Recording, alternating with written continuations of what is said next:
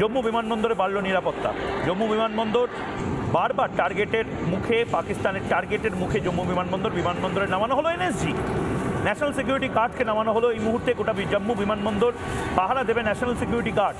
এনএসজির পাহারায় চলে গেল জম্মু বিমানবন্দর। জম্মু বিমানবন্দরে আপৎকালীন পরিস্থিতি, বারবার টার্গেট করা হচ্ছে এবং পাকিস্তানিরা চায়, অ্যাকচুয়ালি পাকিস্তানিরা চায় যে তারা জম্মু বিমানবন্দরে টার্গেট করে জম্মুর দখলটা নেবে। সেই দখল নিতে আমরা দেব না। জম্মু বিমানবন্দরে এনএসজি, আমরা এনএসজির ওপর ভরসা রাখি। এনএসজি ফাইনেস্ট এলিট ফোর্স, এবং এলিট ফোর্স যখন কোনো বিমানবন্দরের দায়িত্বে চলে আসে তার মানে হলো তারা যান দিতেও পারে, যান নিতেও পারে।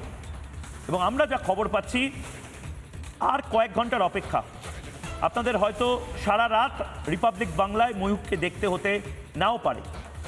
সন্ধুকে এই মুহূর্তে আপনারা দেখছেন, সারা রাত হয়তো আমাদের লাইভ নাও দিতে হতে পারে, কারণ আর কয়েক ঘন্টার মধ্যে খুব বড় খবর হয়তো আসতে চলেছে। এই মুহূর্তে বড় খবর আসছে ময়ূক। ইসলামাবাদ যাচ্ছেন সৌদি আরবের বিদেশ মন্ত্রী। শুক্রবার ইসলামাবাদ যাচ্ছেন তিনি। ইসলামাবাদ যাচ্ছেন সৌদি আরবের বিদেশ মন্ত্রী। শুক্রবার ইসলামাবাদ যাচ্ছেন তিনি। শুক্রবার ইসলামাবাদ যাচ্ছেন তিনি। ইসলামাবাদ যাচ্ছেন সৌদি আরবের বিদেশ মন্ত্রী। সৌদি আরবের বিদেশ মন্ত্রী যাচ্ছেন ইসলামাবাদ। শুক্রবার ইসলামাবাদ যাচ্ছেন তিনি। এবং তার আগে বড় কিছু হতে চলেছে এমনটা অনেকেই বলছেন। যেভাবে পাকিস্তান ড্রোন মিসাইল ছুড়ছে তার প্রত্যাঘাত পাকিস্তানকে পেতে হবে। অনেকগুলো বড় খবর আসছে, কিন্তু আমার আরেকবার আমি ইসলামাবাদে যাচ্ছেন সৌদি আরবের বিদেশ মন্ত্রী, সেই খবর দেব। কিন্তু পাকিস্তানের প্রধানমন্ত্রী কোথায় যাচ্ছেন এটার তো জবাব চাইবে।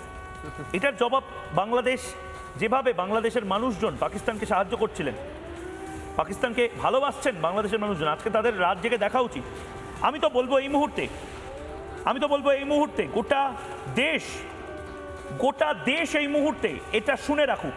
পাকিস্তানের প্রধানমন্ত্রী যে অভিশাপ কুড়িয়েছেন শক্তিপীঠের,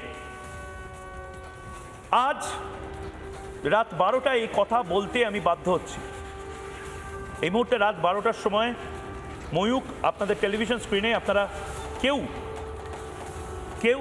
যাবেন না, আপনাদের কিছু কথা বলতে চাই।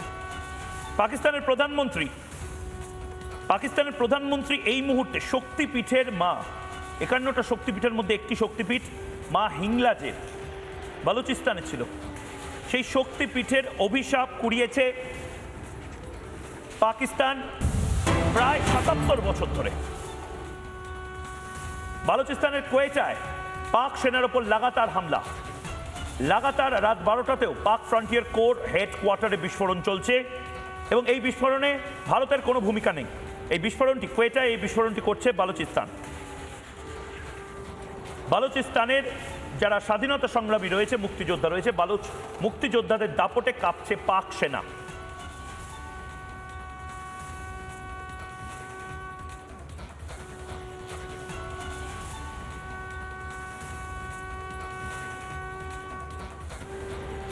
এই মুহূর্তে কর্নেল RK শ্রীবাস্তব আমাদের সাথে সরাসরি যুক্ত হয়েছেন। বালুচিস্তান এই মুহূর্তে যেটা হচ্ছে, আমি তো বলবো 77 বছরের অভিশাপ।